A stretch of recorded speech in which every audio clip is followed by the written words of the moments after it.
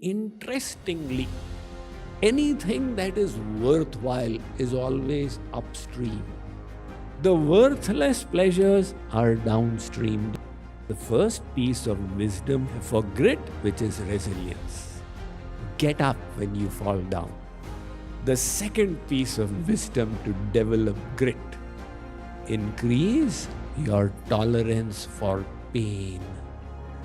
And the third point is, you become grittier when you are driven by a sense of higher purpose. And finally, the fourth piece of wisdom is belief in a higher power. An analysis was done of some workers in an American corporation, and they discovered that the average factory worker sees TV. Now, this data is from about 20 years ago. The average factory worker sees TV 30 hours a week. But the person in charge of the production line sees TV 25 hours a week. And the foreman of the shop floor sees TV 20 hours a week. The production manager sees TV 15 hours a week. You see the trend? The director of manufacturing sees TV 10 hours a week. The vice president sees TV 5 hours a week. And the CEO sees TV only when there are educational programs. So, they are willing to sacrifice low-value entertainment and do the work that is necessary even though it is painful. Take inspiration from Glenn Cunningham, the Kansas flyer. This story is from the 1930s. Glenn and his elder brother, they used to go early to school in the winters to light the boiler so that when the other students and staff faculty arrived, they would get hot water. One day, unknown to both of them, someone had changed the fuel in the boiler. And when they lit it, there was an explosion. Glenn's elder brother suffered a spot death. He himself had his legs badly charred. He was in the hospital for long, and the doctor said that we have two options. Either we amputate his legs, or else he will then remain handicapped all his life. But the doctor did not know that Glenn was a fighter. So he remained in the wheelchair for a few months. And when his parents were not looking, he would try to get out. It was excruciatingly painful, but he would keep striving. If any of you have suffered a wrist injury, you know that when the hand is in the cast for a month and then the cast is opened, then the hand gets jammed. And the only way to get it functional again is to work against the pain. And Glenn was doing it naturally, driven by his sense of purpose. Slowly, he started standing up. And then one day, he even started walking. And then he started running until he was running very fast. And he began running the fastest in his school. And then slowly he reached the nationals and became the junior national champion. And one day he was called the Kansas Flyer because he was running so fast.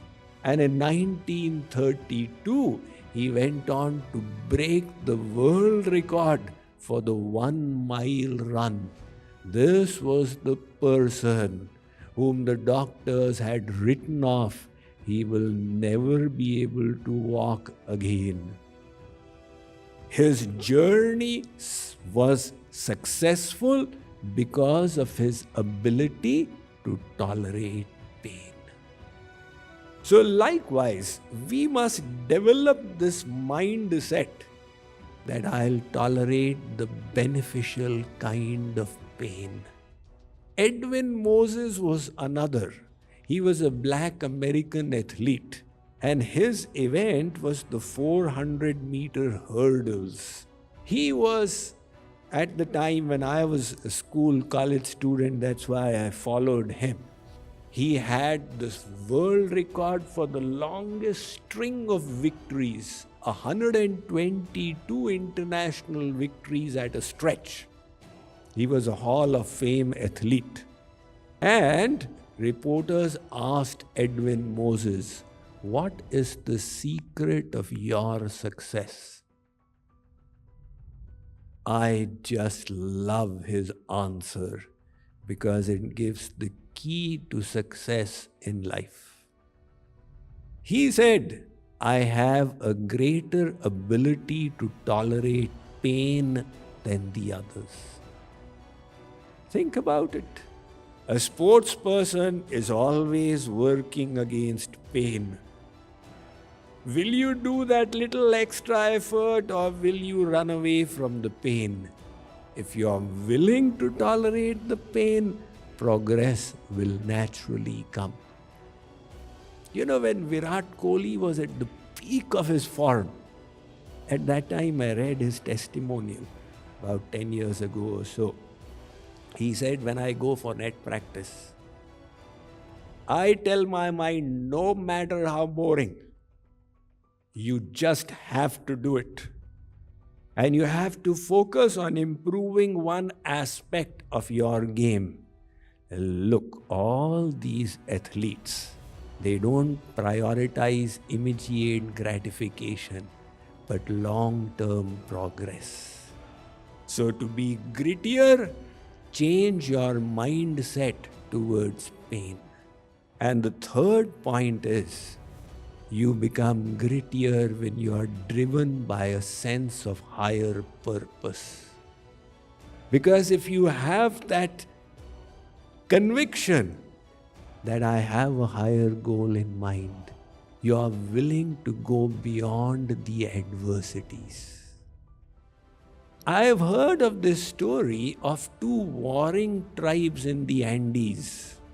One lived on the flat land and the other lived on the mountains. So one day, the tribe from above came and attacked the tribe below and took away a little baby with them. This outraged the other tribe. They said, "We must fight them and get our baby back."